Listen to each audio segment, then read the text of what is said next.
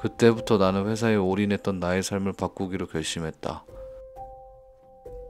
나는 회사가 아닌 나를 위해 살기로 결심했다. 그 당시 나의 나이 32살. 나는 지극히 평범한 사람이다. 다른 사람과 다를 바 없이 대학교를 나왔다. 평범보다는 사실 좀 더 느린 편에 속한 사람이었다. 그래서 항상 같은 시험을 보더라도 남들보다는 2배는 많은 시간을 넣어야 했다. 그렇게 취업 준비도 남들보다는 빠르게 2학년부터 준비했다. 다행히도 대기업 정도의 월급을 주는 외국계 기업에 들어갈 수 있었다. 나는 월급도 동년배 대비 많이 받았고 회사도 굉장히 탄탄하고 만족스러웠다. 당연히 나는 입사 후에도 더 많은 준비를 해야 하는 성격 때문에 진급을 위한 준비를 빠르게 준비했다. 당연히 회사는 내 인생 그 자체였다. 회사를 기준으로 나의 삶이 돌아갔다. 그렇게 6년이라는 시간을 회사를 위해 살아왔다. 그리고 영화 같은 사건을 목격하게 되면서 내 인생은 180도 변하게 되었다. 어떤 집단이든지 회사에서는 사회생활과 일 둘 다 잘하는 사람이 존재한다. 마찬가지로 우리 회사에서도 사회생활뿐만 아니라 일도 굉장히 잘하는 차장님이 있었다. 언제나 남들보다 일찍 출근하고 늦게 퇴근하며 회사에 대한 자부심이 굉장히 높으신 분이었다. 그리고 그런 사람을 사측에서는 굉장히 좋아했고 차기 임원자리 후보에 두고 있었다. 뿐만 아니라 동료들의 신임도 굉장히 높았다. 그렇게 앞날이 창창하기만 했던 분이었다. 하지만 코로나가 터지면서 회사가 급격히 나빠지기 시작했다. 그래도 규모가 있는 회사이기 때문에 구조조정까지의 상황은 아니었다.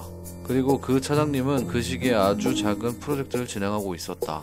그런데 그 작은 프로젝트 진행 중 밑에 있던 사원의 작은 보고 누락으로 인해 프로젝트가 문제가 생기기 시작했다. 사실 이런 상황은 항상 있었던 일이었고 나는 대수롭지 않게 생각했다. 하지만 내가 생각했던 것과 다르게 사측에서는 그 프로젝트뿐만 아니라 다른 프로젝트의 문제까지 그 차장님의 잘못을 지적하기 시작했다. 한순간에 분위기가 뒤바뀌었다. 과거에 문제가 있었던 프로젝트도 모두 그 차장님이 진행했다라는 이상한 소문이 돌기 시작했다. 그런 이야기들이 블라인드에 언급되면서 사측뿐만 아니라 동료들도 그에 대한 시선을 한순간에 바꿔버렸다. 사실 그 차장님의 실수는 크게 없었다.